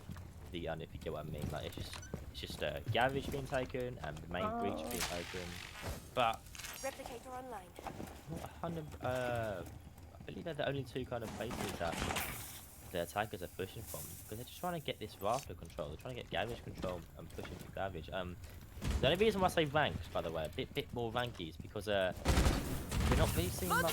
Well, I don't believe we saw any gunfight people on the LFO pushing into the master bedroom and stuff like that. I could be a bit wrong. I could be a little bit wrong. Sorry if I've said something that wasn't 100% true, but we do see. I thought I was on there for a second.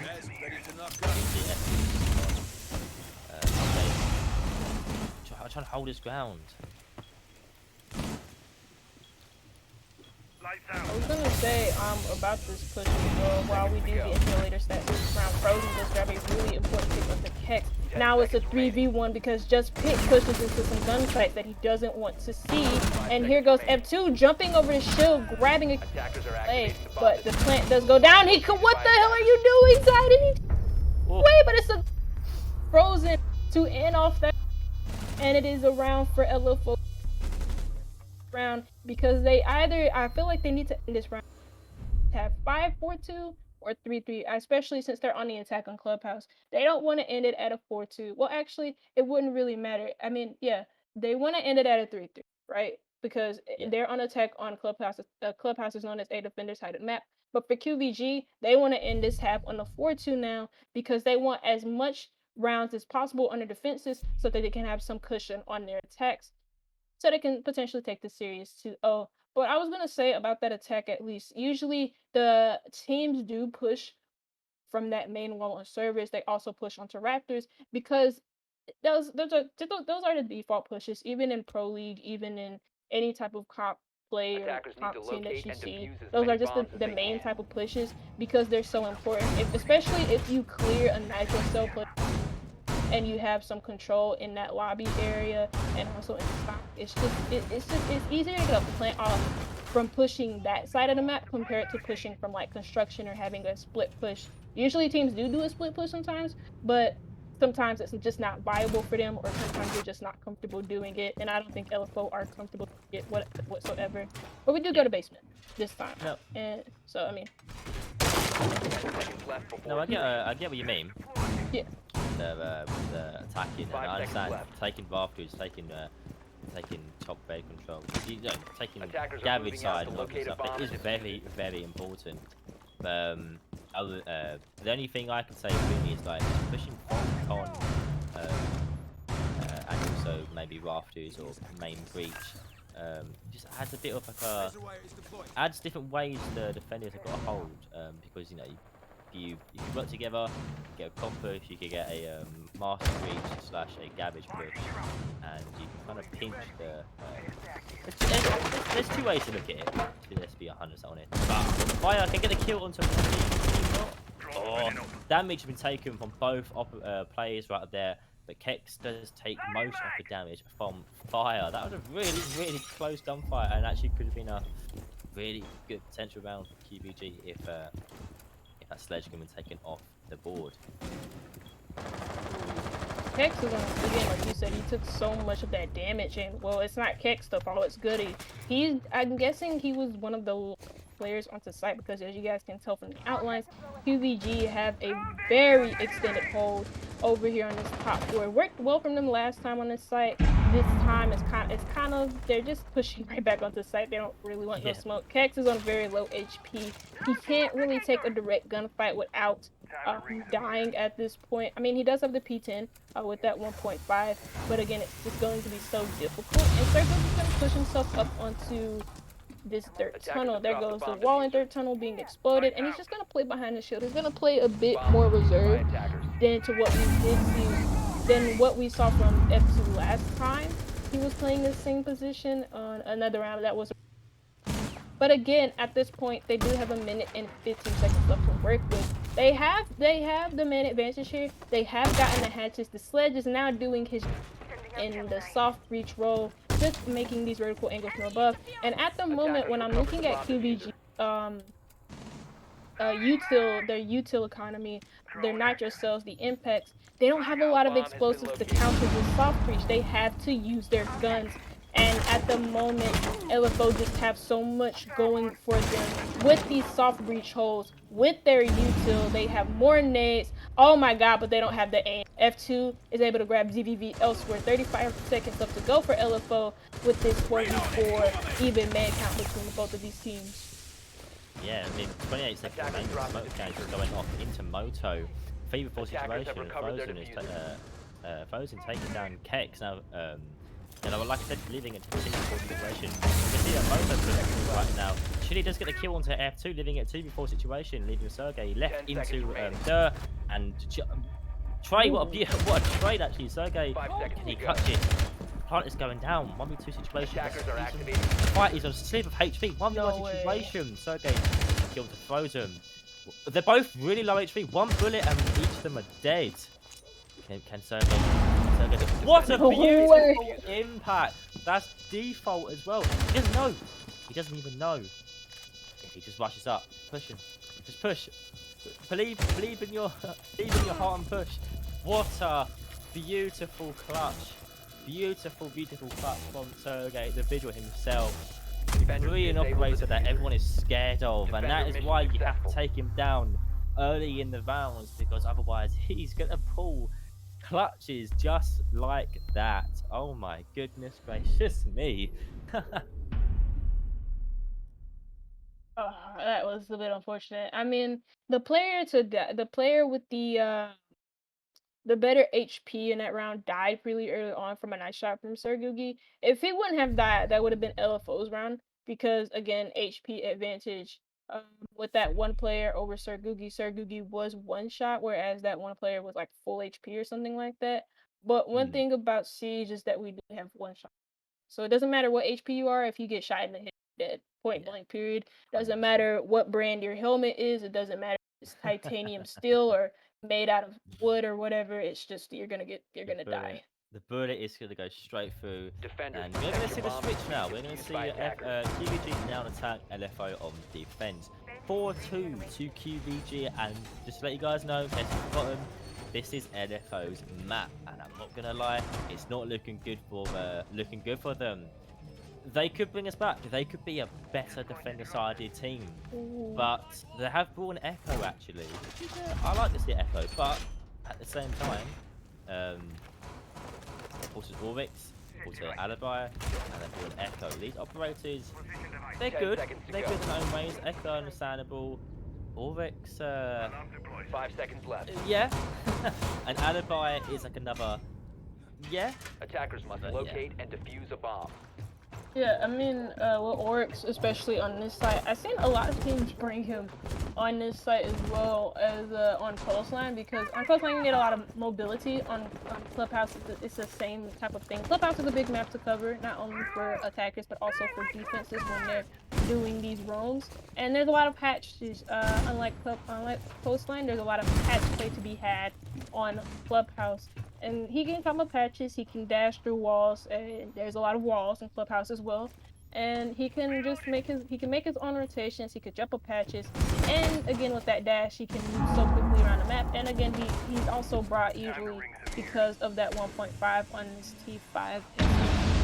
That Legion also has, but I get the pick. Oh, that's a nice jump out from Frozen, and he grabs Kex. And that's the butt gone. No more soft destruction from the side of G. And yeah, that actually is no more soft destruction, because that's the soft destruction they bring. They bring 2 entry fraggers though. Just Pit and Sergugi, Ayana and Finka paired together. Here comes the nade. It grabs Frozen. A nice grabbing the quick trade onto him.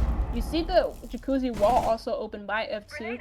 That opens an angle for them. Fire he can't really move out of this position. He can peek the hallway. Sergugi does grab Chili. That's an LFO on this top floor room that's just been demolished. This top floor room not working well for them. And it's so many kills going in favor of Q.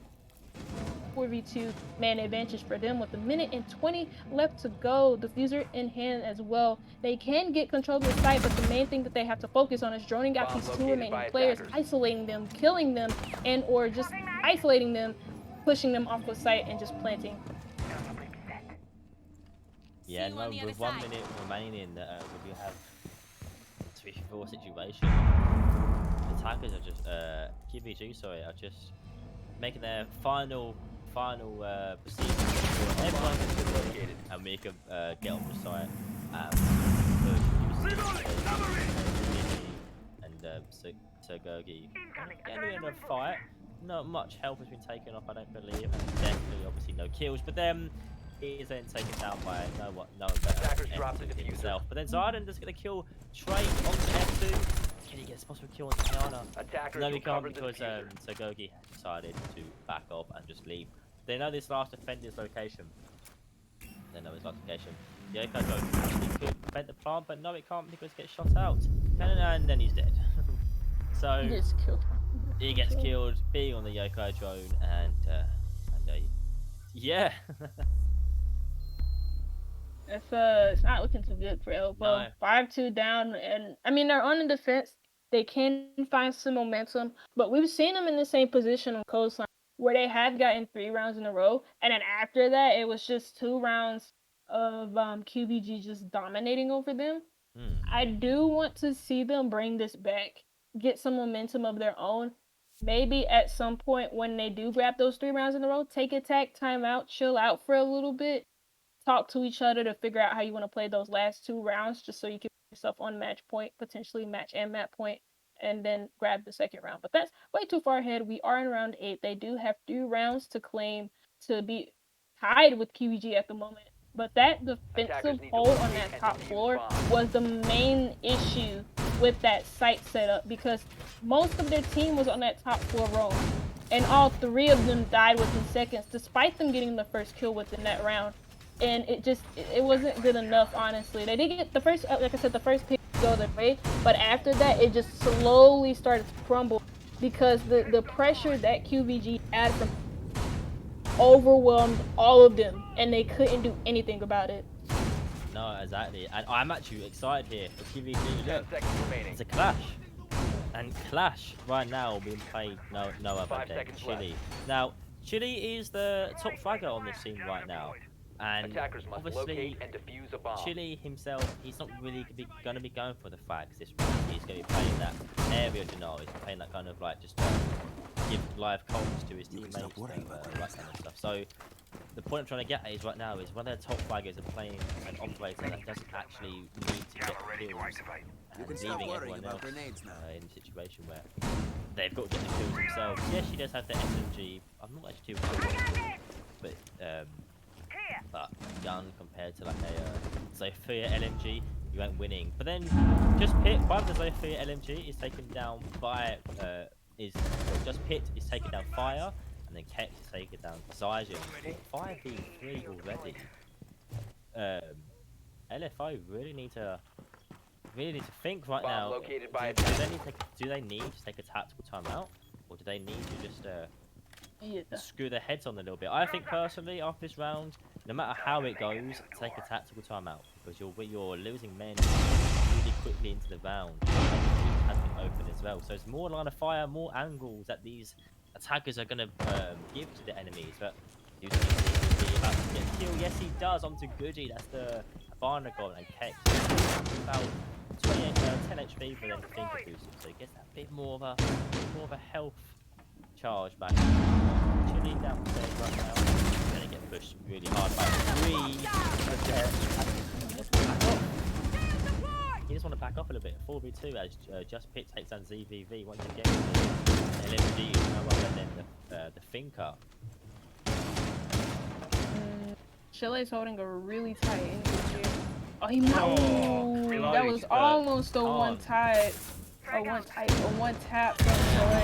from that angle. And I mean, at the moment, this is a 4v2. This might just turn into like a really big round for this pick, because he is on the main stairs hold. He does grab a kill himself, and then Sergu, whoever that was, just for shits and giggles, and there you go. That's the round for qvG. qvG are now on the match point. The tactical timeout should come here from LFO. If it doesn't, I'm gonna have some question marks. I'm not gonna be disappointed. I'm gonna have question marks, because I feel like for the last few rounds or the last 2 rounds, LFO have desperately needed a tech timeout. Tech timeouts don't help you win. Will not guarantee you winning a round, but they will help you reset mentally, and I think that's exactly what LFO needs. They need it. It's match point. If they win, they lose this round. They've lost it all, unfortunately. And I would have loved to see a third map, to be honest. But like you said earlier, way earlier, it hasn't happened yet, and I doubt it will happen today. qvG are on match point to LFO. Once again, Attackers LFO's need to map, locate and and defuse bombs. I think it should be the other round. I think this should be qvG's map, and LFO can have Coastline, because Coastline, I feel like they did as a team. They did a lot better on. They did a lot better on personally, but we're going to see the exact same bomb site, and are we going to see the same lineup from LFO? I believe we are. If I'm not mistaken, we are definitely seeing Flash being played, which I don't really think helped that much last time. 10 Yeah, seconds she left kind of before insertion. she gave away 3 locations of 5 seconds to but go. she wasn't able to kill him, and there wasn't really any support from Attackers' objective is to Chili's locate a bomb teammates and defuse it. to support it, really. Let's get into it. Could this be the last round? Could this be the last round of Clubhouse? Master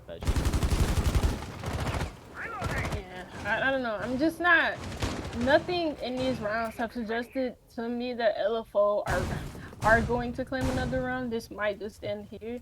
And that might sound harsh, but I don't really. I mean, the way that I'm looking at these rounds, I don't have a lot of confidence in them to take it, and it doesn't even seem like LFO have the confidence in them. So, just Pit. I mean, sorry, not just Pit. Sorry, ZBV on this bit. Raptors with the support of the Crash from Chile. They brought this operator 2 rounds in a row. And I mean, the first kill doesn't even happen on any of those operators. It happens on Poseidon on that mute. Elsewhere, I mean, here comes the aggressive push from the Clash, but Just Pit is watching that run out as well. ZBV is dead on that Raptors control, so this is a very fast attack from G. Oh, that's a nice headshot from Frozen onto Sir Googie. Kex grabs a kill elsewhere onto Fire. This is again still a dominating attack from qvG as they don't look like they're slowing down whatsoever. And that's not even the site that LFO are defending. Yet they're still getting caught out on the other side of the map. They really spreaded out their defense. They overextended on another part of the map. And this is a very crucial part of the map to hold. Don't get me wrong, for Gym and Bedroom, this is a very to hold because you don't want the attackers to overwhelm that side of the map. But they just die so quickly, and it's not work. Those extended roams, those extended holds have not been working for LFO in the past 3 rounds that we've watched them on any of these sites. Attackers have located No, a they bomb. haven't, and it's unfortunate because they're doing all these holds and all this play, but it's not working out one little bit. It really isn't. It's a shame. I really wanted to see something like this game itself, but it's leaving Chile Bomb to clash located by attackers. little SMG in the mummy situation, but Goody is taking out. Goody is taking the kill on to Chile. Well, there we go. There we go. GG's all around. qvG are able to take the round and take the game itself. Yeah, I said it while you were casting, but that was really a shame from LFO because I expected better from them on their own map pick. They did really well against qvG. We said it before we were taking a break, but qvG I felt like again didn't do that well on Coastline, and I felt like they were very close to throwing it. They were in the process of throwing it. And in that sense, LFO just threw it even harder. That was such a dominating performance from qvG, and it just didn't look at all convincing. And again, like I said, I didn't have any confidence in him in that last round, but it didn't even look like LFO had confidence in himself, and that's the sad part, you know. But Well, let's we don't. The trend continues to so many 2-0s this week, so many 2-0s in Titan League, and we still haven't found ourselves going to a third map. But I wonder if we are gonna get a interview. No, not an interview. All right. probably Well, not. any words from you? No, I've enjoyed it. It's been fun. Very good games. Very good games. From both teams. They did okay. Both teams they tried, and unfortunately LFO couldn't take the wins. But it was good, close games. I'm very sorry. I accidentally exited out of my thing. It's all good. It's all good. Don't worry. So I'm pretty sure like I accidentally closed the tab. I didn't mean to do that, but oops. Sorry. But It's all oops. good. Yeah. It was a very entertaining first map. The second map, the very first few rounds were very entertaining to watch from LFO and qvG. Yeah. It was just towards the end of that where I said it on Coastline, but towards the end of that where LFO just seemed to have given up, and they didn't really want to put in a lot more effort than that. But I mean, first map Coastline was very like I said, entertaining. I really did enjoy that map. Yeah. There were some parts of Coastline that I also really enjoyed. Um, and I mean, Is- this is your first cast as well. yeah. And did you have anything else that you thought was that stood out to you from this matchup? Um. Well, I'm going to talk about the last round quickly. We had it on Clubhouse. Yeah, You've done a reset, so you lost you lost the last round, bring it to match point to QVG Z. But why I don't understand one why they're trying to reset, and two I'm not really too sure why they're bringing the clash. The clash didn't work last time, and also like I said before, it's your main one of the top flaggers in that game, so he's going to be the one that you kind of want to pick the person who's top flagging the most, kind of on a person with an actual real gun who can cause a lot of damage. But I don't know. Maybe that round specifically could be a lesson for them to be like, okay, Clash ain't working. Let's get rid of her. Like she's good if you can play her well. And I'm not saying Chili played her bad, but if it isn't working, then just try and find a different way around it rather than just doing the exact same thing, because it kind of just seemed like towards the end there they knew that they were going to lose. I feel like I kind of yeah, got that in my heart. It kind of they just seemed they were going to lose, and they were like, yeah, we're going to lose. Just we'll try, but it is what it is. And but no, very interesting game. Coastline was more close. Coastline was a bit more close and compact, and a bit more of a bit more. Oh, who's gonna win this game? Whereas this clubhouse game, it was like, yeah, the QVG LFO. on top. Yeah, Yeah, yeah, but uh like I said, pretty entertaining match. It was a 2-0 from QVG over LFO. First map, very close, like we said. Second map, not so close, 7-2 for QVG. But I do want to bring your guys' attention to the next match that will be happening, which is going to be on Saturday. This match will be streamed. And it is going to be, sorry, I'm pulling it up right now. It is going to be Oracle Esports versus Team Unknown. That will be this Saturday on the 26th of February, at the same time as we have streamed this one, 7 p.m. CET, 6 p.m. UK time. And if you're from the US like me, there's probably not a lot of you, then that is 1 p.m. EST. There you go. I had to look at my clock because I wasn't sure what time it was. But it was good casting with you. yeah. I Thank had a you. lot of fun. And yeah, see you guys next Saturday. See you later. Or this Saturday, sorry. This Saturday.